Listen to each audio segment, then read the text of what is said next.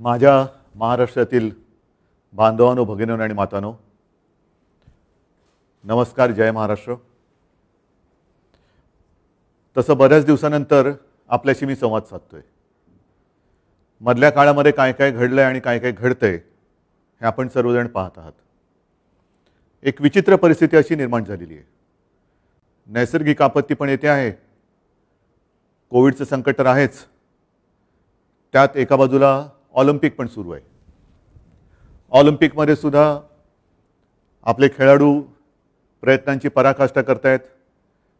विशेषतः नीरज चोप्राला त्याचं कौतुक तर केलंच पाहिजे, अभिनंदन तर केलंच पाहिजे, कारण देशाची मान त्याने उंचावलेली आहे. किती वर्षानंतर अजून मोजतो होता पण सुवर्णपदक त्यांनी मिळवलेलं आहे. तसं पाहिलं तर सगळेच खेळाडू प्रयत्नांची पराकाष्ठा करतायत आणि हे होतच असतं. एक स्पर्धा म्हटल्यानंतर प्रत्येक वेळेला सुवर्णपदकच मिळतं आणि प्रत्येक वेळेला हार होते असं नाहीच. हार जीत होतच असते आणि ते त्याच पद्धतीने आपण घ्यायला पाहिजे. एक 7 दिवसानंतर आपला स्वातंत्र्य दिन येतोय, 15 ऑगस्ट. 75व्या स्वातंत्र्याच्या वर्षात आपण आपला देश पदार्पण करणार आहे. त्याच्या आधीचा सगळा इतिहास, तो संघर्ष, त्याला आता 75 वर्ष होत आली. 15 ऑगस्टला तर शुभेच्छा आपण देऊच, पण 15 ऑगस्ट स्वातंत्र्य दिन म्हटल्यानंतर त्यावेळेला जसं आपण एक इतिहास वाचत असताना जनतेने आपल्या कसा संघर्ष केला, त्यावेळेच्या पिढीने कसं झोकून देऊन आपल्यासाठी स्वातंत्र्य मिळवलं, तो काळ सगळा लक्षात घेऊन त्याच्या नुसत्या आठवणी काढून उपयोग नाही, तर आपण पण एक निश्चय केला पाहिजे. आपल्याला असं वाटलं होतं गेल्या वर्षी की 1 वर्षभरामध्ये कोविडचं संकट नाहीसं होईल. अजून काय जाता जात नाही आहे. कमी जास्त प्रमाणामध्ये ह्या लाटा येत जात आहेत, धडकत आहेत. किती लाटा येतील, किती वेळेला आपल्याला या लाटा धडकणार आहेत ह्याचा अजूनही अंदाज येत नाही. आणि म्हणून मला असं वाटतं की या स्वातंत्र्य दिनाच्या 8 दिवस आधीच मी आपल्याला एक नम्र विनंती करतोय की तो सगळा संघर्ष, त्याच्या नुसत्या आठवणी जागून उपयोग नाही आहे. नाहीतर या अशा संघर्षाला आणि स्वातंत्र्याला काही अर्थ नाही आहे.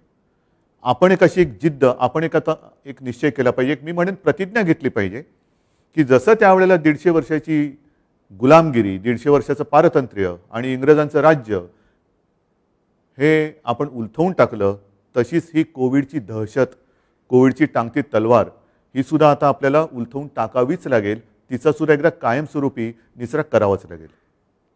कोविडबद्दल मी नंतर बोलणारच आहे, कारण मला कल्पना आहे की साधारणतः आपल्या सगळ्यांचं लक्ष आहे की मी नेमकं काय काय शिथिल, कुठे बंधनं शिथिल करणार आहे, कुठे अजून निर्बंध ठेवणार आहे, याच्याकडे आपलं लक्ष आहे. त्याच्याबद्दल मी थोडंसं बोलणार आहेच, थोडंसं नाही भरपूर बोलणार आहे. पण तत्पूर्वी ज्या काही नैसर्गिक आपत्तीला आपल्याला तोंड द्यावं लागतंय त्याचा आपण एक थोडासा विचार करण्याची आवश्यकता आहे. पावसाळ्याची सुरुवातच गेल्याही वर्षी आणि याही वर्षी चक्रीवादळाने झाली. गेल्या वर्षी निसर्ग चक्रीवादळ आपल्यावरती धडकलं, यावेळेला ते तोक्ते वादळ, चक्रीवादळ आपल्याला आपल्या किनाऱ्याला स्पर्शून गेलं. हानी करायची तेवढी केलीच त्यांनी. त्याच्यानंतर अचानक जो काही पूर आला, हे सगळे विचित्र होते. काही दिवसांचा, काही महिन्यांचा पाऊस हा एका दिवसात आणि काही तासामध्ये कोसळायला लागलेला आहे. त्याची कारणं आपण काही देऊ शकतो. ढगफुटी झाली, मग तुम्हाला अंदाज नाही का आला? अंदाज होता. वेधशाळेने आपल्याला अंदाज दिला होता की अतिवृष्टी होईल, पण ही अतिवृष्टी किती होईल ह्याचं परिमाण अजूनही मला नाही वाटत जगामध्ये कोणी मोजू शकलेलं असेल. पाऊस पडला म्हणजे असा काही तुफान पडला आणि पूर, आपली धरणं, आपल्या नद्या ह्या ओसंडून व्हायला लागल्या.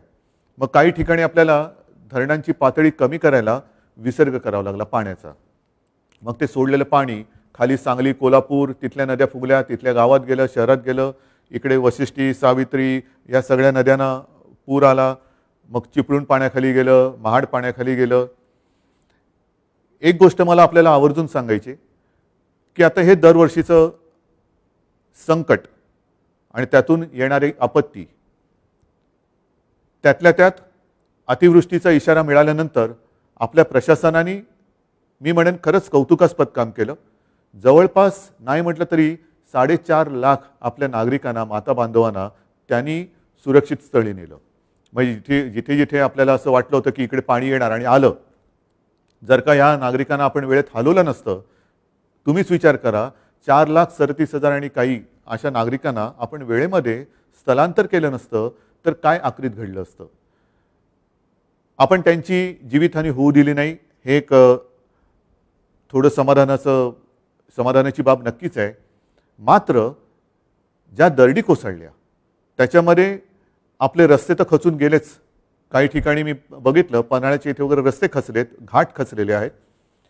आणि दरडी कोसळून गावाच्या गावं, रायगडमध्ये मी गेलो होतो, तळेगाव बघितलं, म्हणजे तिकडे गाव होतं याची नामोनिशाणी कुठे शिल्लक नव्हती. संपूर्ण चिखल चिखल चिखल, चिखलाचे सगळे डोंगर आणि त्याच्याखाली आपले, म्हणजे त्या घटनेच्या आधीपर्यंत आपल्यासारखे जिथे जागते आपले बांधव, माता भगिनी ह्या गाडल्या गेल्या होत्या. त्याच्यामध्ये जीवितहानी फार मोठी झाली. या अशा काही दरडी कोसळल्या, त्याच्यामध्ये जीवितहानी फार मोठी झाली. आता ह्या दरडी कोसळण्याचं प्रमाण हे वाढायला लागलेलं आहे, पूर येण्याचं प्रमाण हे वाढायला लागलेलं आहे. एक 2-4 दिवसापूर्वी सिक्कीमचे मुख्यमंत्री माझ्या भेटीला आले होते आणि बोलता बोलता त्यांनी सुद्धा हेच सांगितलं की सिक्कीममध्ये सुद्धा दरडी कोसळण्याचे प्रकार आता वाढायला लागलेले आहेत. हे सगळं आता वेगळं वेगळं काहीतरी संकट आता आपल्या अंगावरती यायला लागलेलं आहे. असे एक म्हणतात की ग्लोबल वॉर्मिंगमुळे आईसबर्ग म्हणजे ज्या हिमनग हे आता वितळणार आणि वितळायला लागले, त्याच्यामुळे पाण्याची पातळी वाढेल. पण त्याचबरोबरीने आपण हा विचार नाही केला की आपण मग ते कोणतेही काम असेल, विकास कामं म्हणा, आणि विकास कामं नाही म्हटली तरी एक डोंगराचं आयुष्य म्हणा, ह्याचं मोजमाप केलेलं नाही आहे. मग या दरडी कोसळायला लागलेल्या आहेत. काही धोकाग्रस्त, दरडग्रस्त होऊ शकतील अशा काही वसाहती आहेत. आपल्याला आता कायमस्वरूपी विचार करावा लागणार आहे. म्हणून मी तिथे जेव्हा गेलो होतो, एक साधारणतः अशी एक परंपरा आहे, नाहीतर अशी एक पद्धत आहे की मुख्यमंत्री आल्यानंतर एका पॅकेजची घोषणा करतात. मी स्पष्टपणाने म्हटलं होतं, मी आल्याबरोबर ती पॅकेजची घोषणा करणार नाही, परंतु कोणालाही वाऱ्यावरती सोडणार नाही. आणि त्याप्रमाणे जे मी बोललो होतो, आल्यानंतर मंत्रिमंडळाची बैठक झाली, उपमुख्यमंत्री होते, सगळे मंत्रिमंडळातील सहकारी होते, त्यांनीसुद्धा ह्या पूरग्रस्त आणि आपत्तीग्रस्त विभागाचा दौरा केला होता. आज देखील अनेक मंत्री, जे पालकमंत्री आहेत, हे तिथे तिथे त्या त्या जिल्ह्यामध्ये या आपत्तीग्रस्तांच्या मदतीला आणि सहाय्यासाठी तिथे हजर आहेत. आम्ही एक आढावा घेतला काय करता येईल, कारण घरदारं तर वाहून गेली होती, घरादारामध्ये, दुकानांमध्ये चिखल झाला होता. आणि हा सगळा विचार केल्यानंतर तात्काळ आणि कायमस्वरूपी यासाठी 11,500 कोटी हा निधी, 11,500 कोटी रुपयांचा निधी आपण त्याच्यासाठी मंजूर केलेला आहे. वाटप सुरू झालेलं आहे. तात्काळ मदत आणि ज्याला आपण लॉंग टर्म म्हणतो अशा उपाययोजना याच्यावरती विचार करून आपण ते आता करणार आहोत. आजपर्यंत ही काय पहिली वेळ नाही आहे की अशी संकटं यापूर्वी आलीच नव्हती, आली होती. आल्यानंतर आपण साधारणतः काय करतो की तज्ज्ञांची एक समिती नेमतो. ती तज्ज्ञांची समिती अभ्यास करते, अहवाल सादर करते. अहवाल आल्यानंतर मग मात्र त्याची अंमलबजावणी होत नाही. मग कशाला नेमायच्या समित्या, कशाला घ्यायच्या अहवाल.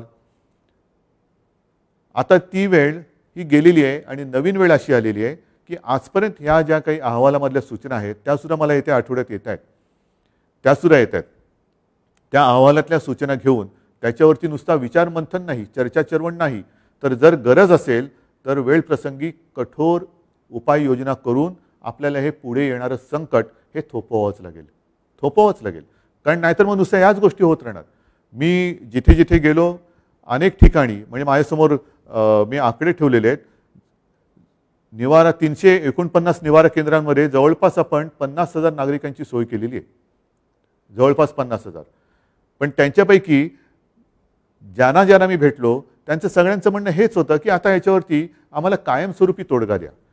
एक तर आपल्याला ह्या धोकादायक वस्त्या आहेत ज्या कधी त्यांच्यावरती दरडी कोसळू शकतात, त्यांचं पुनर्वसन करावं लागेल.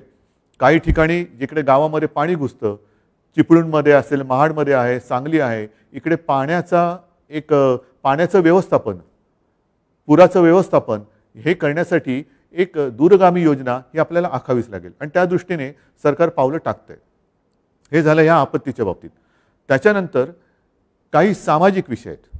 आपल्याला कल्पना आहे मधल्या काळामध्ये मी त्याच्यानंतर उपमुख्यमंत्री आपले अजितदादा आणि अशोकराव हे आपल्या देशाच्या माननीय पंतप्रधान मोदीजींना जाऊन आम्ही भेटलो होतो आणि त्यांना आपल्या राज्याच्या काही गोष्टींबद्दल सहकार्य करण्याची विनंती केली.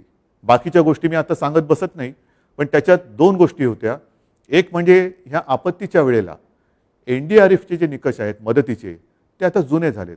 2015 प्रमाणे आपण मदत आता देऊ शकत नाही, आता वाढीव मदत द्यायला पाहिजे आणि म्हणून आम्ही विनंती केली की NDRFची जी काही मदत येते त्याचे निकष आता काळानुरूप हे बदलायला पाहिजे, मदत ही वाढवली पाहिजे.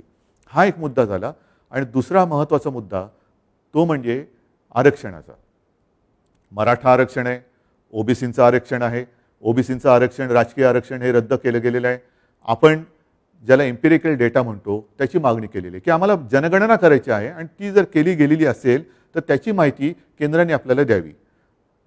आणि दुसरा महत्त्वाचा मुद्दा होता जो मराठा आरक्षणाच्या बाबतीत होता आणि आहे तो म्हणजे आरक्षण देण्याचा अधिकार. सर्वोच्च न्यायालयाने सांगितलं होतं की हा अधिकार राज्याला नाही, केंद्रालाच आहे. म्हणून आपण त्यांना विनंती केली होती एक तर आपल्या अधिकारामध्ये या समाजातील सगळे जे माझे गोरगरीब आहेत त्यांना त्यांचा न्याय हक्क मिळवून द्या, त्यांना आरक्षण द्या आणि नाही तर 50% अट शिथिल करून आपण राज्यांना म्हणजे आम्हाला हा अधिकार द्यावा. आता ही विनंती केल्यानंतर एक 2 दिवसापूर्वी आपल्याला सर्वांना कल्पना आहे की हा जो आरक्षणाचा अधिकार आहे तो केंद्राने आता लोकसभेमध्ये त्याच्यावरती चर्चा चर्वण होईल, पण एक ते आता त्या घटनेत दुरुस्ती करतायत की 50 आपलं आरक्षणाचा अधिकार जो आहे तो राज्यांना परत देणार. माझी विनंती आहे आणि मला विश्वास आहे की नुसते अधिकार राज्याने देऊन आता होणार नाही, कारण 50%ची अट जोपर्यंत शिथिल होत नाही तोपर्यंत आपल्याला वाढीव आरक्षण हे देता येणार नाही. मग पुन्हा तो सगळा अभ्यास करावा लागेल आणि मग ते काय कमिशन नेमा, त्यांचा अहवाल घ्या, मग त्याच्यामध्ये ते सिद्ध करा. त्यापेक्षा 50%ची अट शिथिल करून आम्हाला तुम्ही द्या, आम्ही ज्यांना ज्यांना द्यायचं आहे जे योग्य आहे त्या सर्वांना आमच्या अधिकारामध्ये आम्ही त्यांचे ते न्याय हक्क मिळवून देऊ. हे जर का नाही झालं तर नुसते अधिकार आपल्याला देऊन काही उपयोग होणार नाही. आणि मला विश्वास आहे की माननीय पंतप्रधान जसं त्यांनी राज्यांना अधिकार देण्याचं एक मान्य केलं तर ही अटसुद्धा ती काढतील हा मला विश्वास आहे. बघूया 2-4 दिवसात आपल्याला कळेल. आता हे झाल्यानंतर महत्त्वाचा जो मुद्दा आहे तो म्हणजे कोविड. अजूनही कोविड जात नाही आहे. ही आपत्ती अजून काही जात नाही आहे. किती वेळा आपण हे असं उघडझाप करत राहायचं. पहिली लाट आली, दुसरी लाट आली, गेल्या वर्षीचे सण आणि या वर्षीचे सण अजून तसे पूर्ण सुरू नाही झाले. अजून आपले गणपती बाप्पा यायचे आहेत, मग आपली नवरात्री सुरू होणार, मग दिवाळी येणार, हे सगळं सुरू होणार. गेल्या वर्षी सणांच्या नंतर 2 लाटा आपण अनुभवल्या. आज देखील तो सगळा काळ आठवला तर अंगावरती काटा उभा राहतो, अंगावरती काटा उभा राहतो. या काळामध्ये आपण एक गोष्ट शिकलेलो आहोत की जर हा संसर्ग थोपवायचा असेल तर कोविडसाठी ज्या काही आपल्याला गोष्टी पाळायच्या आहेत त्या पाळाव्याच लागतील. आता लसीकरणाचा वेग वाढलेला आहे. आपण एका दिवसामध्ये मला असं वाटतं की 8 लाख लोकांना लसीकरण केलेलं आहे. हा आपला एक मी विक्रम ह्या अर्थाने नाही म्हणत, पण ही आपली क्षमता आहे. 10 लाख 15 लाख इथपर्यंत सुद्धा आपण जाऊ शकतो. साहजिकच आहे लसचा साठा, लसचा पुरवठा हा जसा जसा वाढतोय तो वाढतोय. दर महिन्याला थोडा वाढत जातोय. तसा लसीकरणाचा आपला वेग हा सुद्धा वाढत जाणार आहे. पण जोपर्यंत लसीकरण एका ठराविक टक्क्यामध्ये आपलं पूर्ण होत नाही तोपर्यंत मात्र काही वेळेला आपल्याला काही गोष्टी या पाळाव्याच लागणार आहेत. मी जे आपल्याशी बोलतो आहे ते बोलताना आपण नुसतंच लॉकडाऊन करून गप्प बसलेलं नाही याची आपल्याला कल्पना आहे. आरोग्य सुविधा आपण वाढवत आहोत, दर वेळेला दर दिवशी वाढवत चाललेलो आहोत. पूर्ण राज्यामध्ये जर का तिसरी लाट आली, येऊन नये पण आली तर गेल्या वेळेला आपण कुठे कमी पडलो त्याचा आढावा घेऊन आरोग्य सुविधांमध्ये आपण वाढ करत चाललेलो आहोत. म्हणजे साधारणतः सांगायचं झालं तर लॅब ज्या आहेत, प्राथमिक गोष्ट कुठे होते सुरू, चाचणी, टेस्टिंग लॅब ह्या मी तुम्हाला अनेकदा सांगितलेल्या आहे. पूर्वी आपल्या राज्यात ज्या 2 होत्या त्या आपण आता 600च्या वरती नेलेल्या आहेत. नंतर आयसोलेशनचे बेड्स हे पूर्वी काही हजारात होते, आता जवळपास 4.5 लाखाच्या वरती आपण नेलेले आहेत. ICU बेड्स हे आयसोलेशन वेगळे आणि ICU वेगळे. ICUचे बेड्स आता आपल्याकडे साधारणतः 34,507 आहेत. ऑक्सिजनचे बेड्स हे आज आपल्याकडे 1,10,683 आहेत ऑक्सिजनचे, ज्याची गरज गेल्या वेळेला खूप आपल्याला लागली होती. साधारणतः 80,000 रुग्ण हे त्या पीकच्या वेळेला ज्यांना ऑक्सिजनची गरज होती त्यांना ह्या बेडचा उपयोग झाला होता.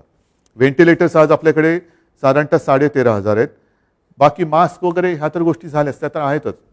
विशेष म्हणजे आपल्याला सर्वांना कल्पना आहे की गेल्या वेळेला एक फेब्रुवारीमध्ये आपल्याला असं वाटलं होतं की कोविड गेला.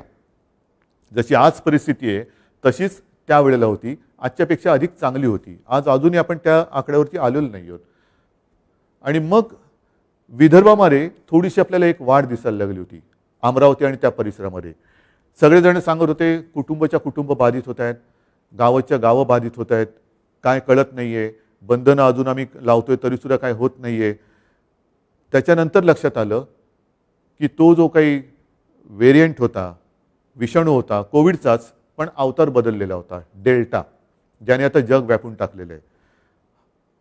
म्हणजेच काय की आता विषाणूसुद्धा वेगवेगळे अवतार घेतोय. मग हे अवतार कळणार कधी आपल्याला? ते कळेपर्यंत त्याचा प्रसार झपाट्याने झालेला असतो. कारण डेल्टाचा प्रसार हा फार झपाट्याने होतो आणि त्याची घातकतासुद्धा म्हणजे फुफ्फुस वगैरे या आपल्या अवयवांवरती तो फार वाईट दुष्परिणाम करतो. तर हे वेळेत ओळखण्यासाठी मुंबई महापालिकेमध्ये गेल्या आठवड्यामध्ये आपण जिनोम सिक्वेन्सिंग लॅब सुरू केलेली आहे. देशामधली माझ्या माहितीप्रमाणे ही पहिली आणि एकमेव महापालिका आहे जिनी आपल्या नागरिकांसाठी ही सुविधा उपलब्ध करून दिलेली आहे. साहजिकच आहे, मुंबई महापालिकेने ही लॅब सुरू केली म्हणजे फक्त मुंबईपुरताच त्याचा उपयोग मर्यादित राहणार नाही आहे. आपल्या राज्यात जिथे जिथे आपल्याला शंका येईल की इथे विषाणूचा अवतार बदलला आहे का, नवीन काही व्हेरियंट आला आहे का, अशी सगळी सॅम्पल्स इकडे आणून आपण त्याचं चेकिंग करू शकतो, करणार आहोत आणि वेळेमध्ये आपण सावध होऊ शकतो. आता या सगळ्या गोष्टी करत असताना साहजिकच आहे काही जिल्ह्यांमध्ये आपल्याला कल्पना आहे की गेल्या आठवड्यात आपण दुकानांच्या वेळा वाढवून दिल्या. एक 4 वाजेपर्यंत होत्या त्या 8 वाजेपर्यंत दिल्या. त्याच्यानंतर मॉर्निंग वॉक असेल, बाहेरचं फिरणं वगैरे असेल, ही बंधनं आपण शिथिल केली. हे करत असताना आपल्याला कल्पना दिली गेली होती की राज्यामध्ये कोविडची परिस्थिती संमिश्र आहे. राज्यात काही ठिकाणी कोविड तसा बऱ्यापैकी आटोक्यात आहे, काही ठिकाणी अजूनही काळजी ही घेणं गरजेचं आहे. आता काळजी घेण्यासारखी ठिकाणं कोणती आहेत? तर साधारणतः विशेष म्हणजे आता जिथे पूर येऊन गेला हे 6 जिल्हे म्हणजे सिंधुदुर्ग, रत्नागिरी, रायगड, सातारा, सांगली, कोल्हापूर हे पूर येण्याच्या आधीसुद्धा थोडीशी चिंताजनक तिकडे गोष्ट होती की कोविड रुग्ण हे कमी होत नव्हते. आता सुदैवाने आपण तिकडे टेस्टिंग वगैरे सगळं वाढवल्यानंतर पूर्णपणे लक्ष ठेवून आहोत की पूरग्रस्त भागामध्ये पाण्याच्या अनुषंगाने जे काही रोगराई येऊ शकते ती येऊ नये आणि कोविड तिकडे वाढू नये.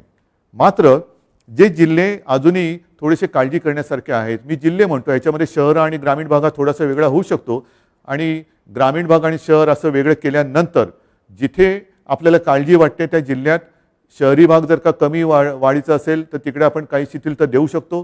तशी काही शिथिलता आपण दिलेली आहे, उद्यापासून सुद्धा काही ठिकाणी देतो आहोत. ही देत असताना जिथे मात्र काळजी करण्याची गरज आहे तिथे आपल्याला बंधने पाळावीच लागणार आहेत. हे जिल्हे कोणते आहेत? तर एक पुणे आहे जिकडे 900 केसेस रोजच्या दिसत आहेत, अहमदनगर आहे जिकडे 800 केसेस रोजच्या आहेत, सोलापूर आहे जिथे 600 केसेस जवळपास, मी हे अंदाजे आकडे सांगतो, 600 म्हणजे कधीतरी 600 पेक्षा कधीतरी 600 पेक्षा थोडे जास्त होऊ शकतात. कोल्हापूरला आज देखील 500 रोजचे येत आहेत. सांगलीला मी म्हटलं होतं पण सांगलीसुद्धा 600 केसेस रोजच्या येत आहेत. साताऱ्याला 500 येत आहेत. सिंधुदुर्गला जिल्ह्याच्या मानाने 150 केसेस ह्या रोजच्या मिळत आहेत. रत्नागिरीला 150 आहेत, बीडला 250 आहेत. म्हणजेच काय की ह्या जिल्ह्यांमध्ये आपल्याला आजही काळजी घेण्याची ही गरज आहे. मग आता ही काळजी घेताना तिथलं जे काय स्थानिक प्रशासन आहे त्या प्रशासनाची जबाबदारी ही फार मोठी आहे. गेलं वर्षभर ही आपली प्रशासकीय यंत्रणा ह्या कामामध्ये थकलेली मी म्हणत नाही, पण तेच ते काम करते आणि त्यांच्यावरचा ताण हा वाढत चाललेला आहे.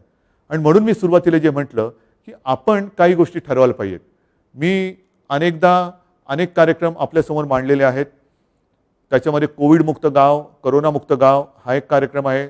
आणि मला सांगायला एक समाधान वाटतं की बऱ्याच सरपंचांनी, मी जेव्हा त्यांना या आपल्या अशा माध्यमातून भेटलो होतो, त्यांनी आपलं गाव करोनामुक्त करण्याच्या दिशेने योग्य पावलं टाकायला सुरुवात केली होती.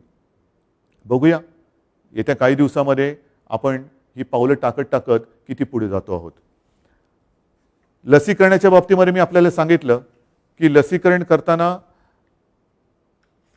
आपल्याला वेग आता वाढवत आहोत.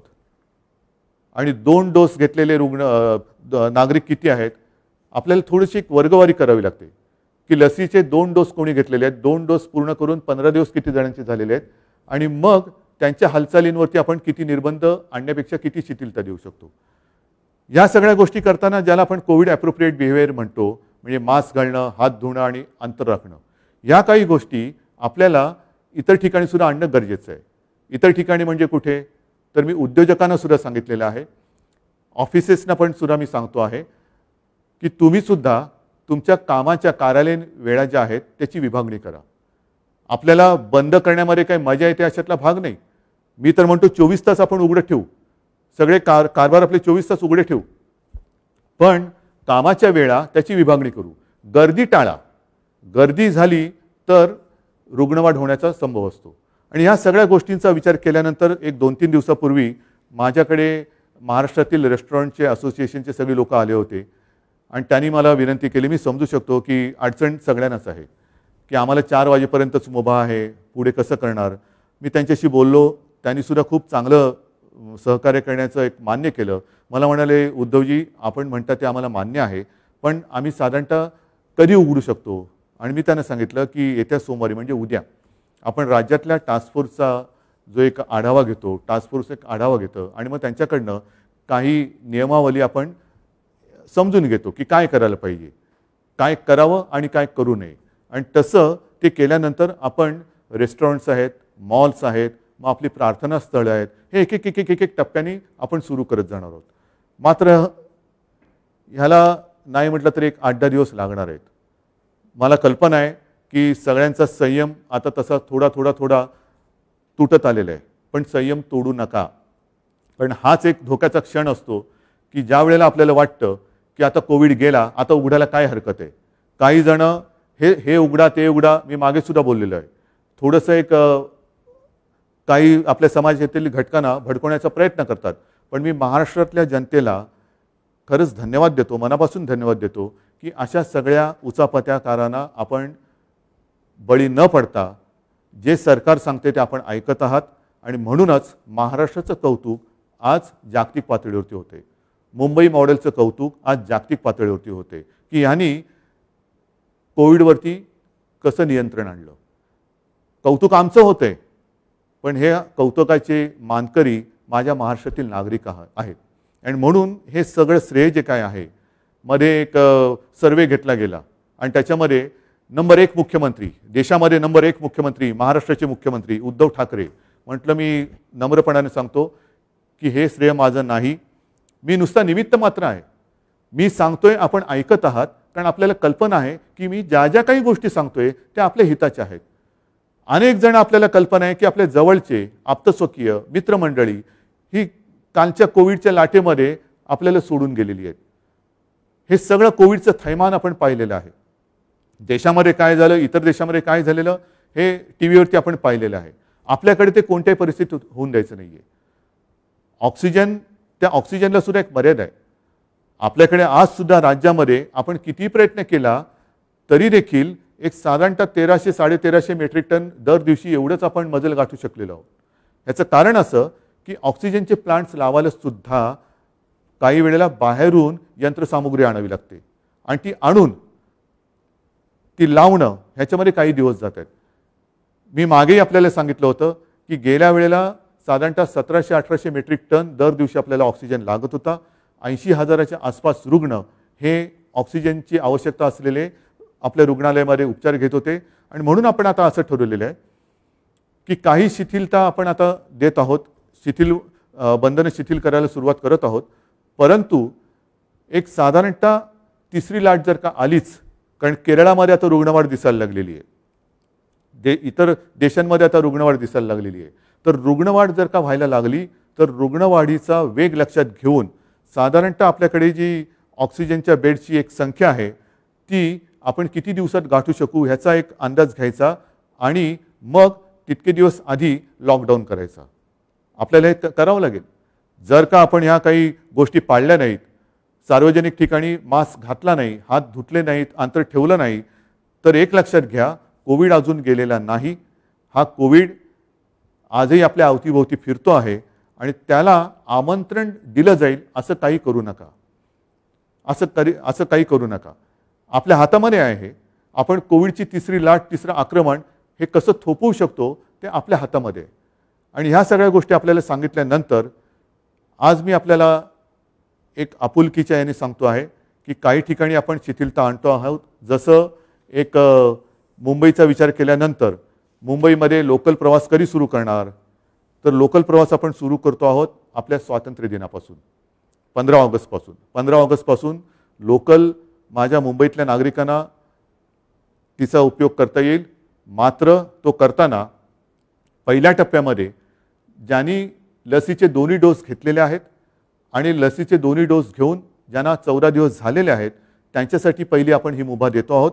मी 15 ऑगस्ट का म्हणतो आहे, उद्यापासून का म्हणत नाही आहे, तर ते एवढ्यासाठी की आपण ह्या सगळ्या लसीकरण केलेल्या नागरिकांसाठी एक ॲप तयार केलेलं आहे. त्या ॲपवरती ॲपसुद्धा लवकर म्हणजे आज उद्यातच त्याची माहिती आपल्यापर्यंत पोहोचेल.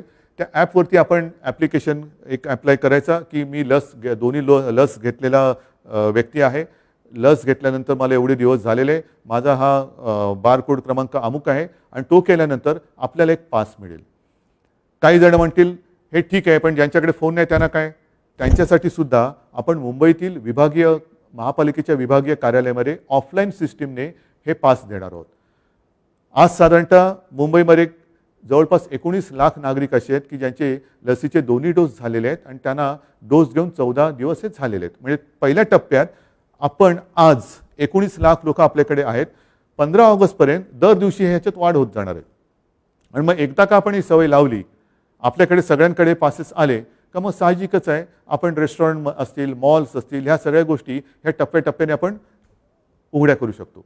म्हणून मला असं वाटतं की आधी ज्यांचं तळहातावरती पोट आहे अशा माझ्या नागरिकांसाठी आपण 15 ऑगस्टपासून लोकलचा प्रवास त्यांना सुरू करायला देतो आहोत. परंतु 15 तारखेपर्यंत ह्या ॲपवरती म्हणा, नाहीतर आपल्या महापालिकेच्या विभागीय कार्यालयात जाऊन आपण ते पासेस घ्यावे, कार्ड घ्यावं, ही माझी आपल्याला नम्र विनंती आहे. ही जशी मी त्यांना विनंती करतो आहे तशीच विनंती संपूर्ण राज्यातल्या ऑफिसेस त्यांनासुद्धा करतो आहे. मी अनेकदा बोललेलो आहे की आपण आपल्या कार्यालयीन कामाच्या वेळा ह्या विभागून घ्या. 24 तास आपलं ऑफिस आपण सुरू ठेवू शकाल जर आपण कामाच्या वेळांची विभागणी केली तर.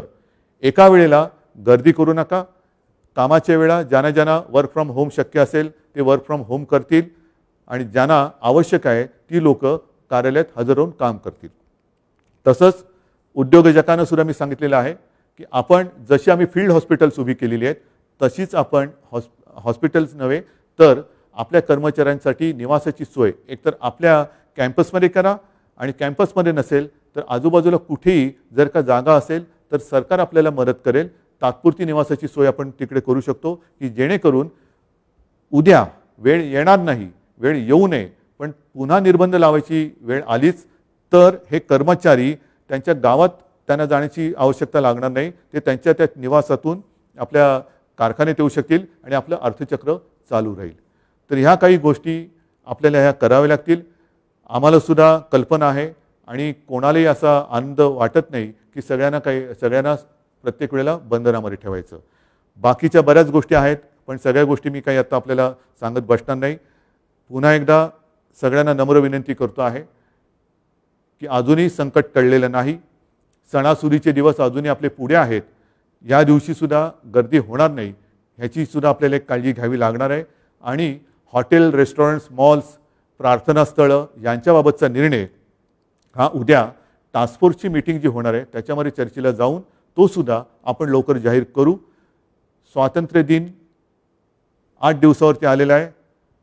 तोपर्यंत आपण एक मनामध्ये निश्चय करूया, प्रतिज्ञा करूया की यावर्षी मात्र या स्वातंत्र्य दिनापासून आम्ही सगळेजण शपथबद्ध होत आहोत की लवकरात लवकर आम्ही कोविडपासून मुक्ती, माझा देश, माझं गाव, माझं शहर, माझं कुटुंब सगळेजण आम्ही कोविडमुक्त होऊ. आणि हे स्वातंत्र्य जसं त्यावेळेला लोकमान्य म्हणाले होते की स्वराज्य हा माझा जन्मसिद्ध हक्क आहे आणि तो मी मिळवणारच, त्याच स्वराज्यामध्ये आता कोविडपासून मुक्तता मिळणं हा माझा जन्मसिद्ध हक्क आहे आणि तो मी मिळवणारच हा निश्चय करूया. पुन्हा एकदा सगळ्यांना धन्यवाद देतो, शुभेच्छा देतो. जय हिंद, जय महाराष्ट्र.